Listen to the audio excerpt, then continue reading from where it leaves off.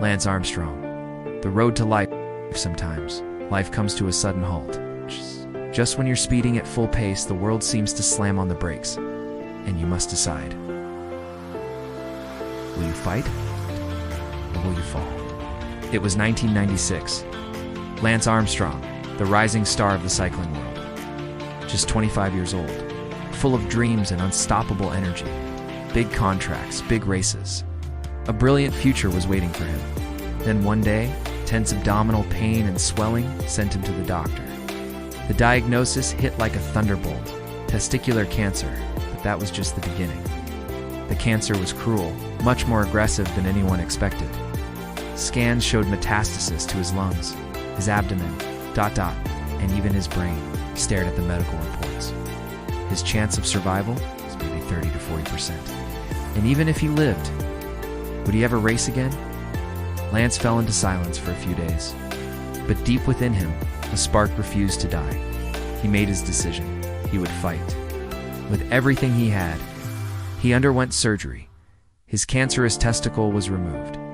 Then came the brutal rounds of chemotherapy. His body withered. His hair fell out. Nausea, pain, despair, exhaustion, over and over again. But even in the darkest nights, Lance never lost one thing: his spirit.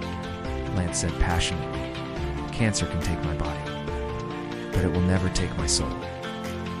Months passed. Finally, in December 1996, he heard the words he had fought so hard for: cancer-free. But surviving wasn't enough for Lance. He wanted more, wanted his dreams back. Many experts said you'll never race competitively again, but Lance didn't listen. He trained harder than ever. Endless hours alone on the road, in rain, in wind, in silence. He crashed, he hurt, he cried, but he never quit. In 1999, against all odds, Lance Armstrong returned to the Tour de France. And not only did he return, he won, and it didn't stop there. 2000, another victory.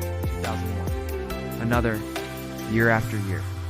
Until 2005, 7 consecutive titles.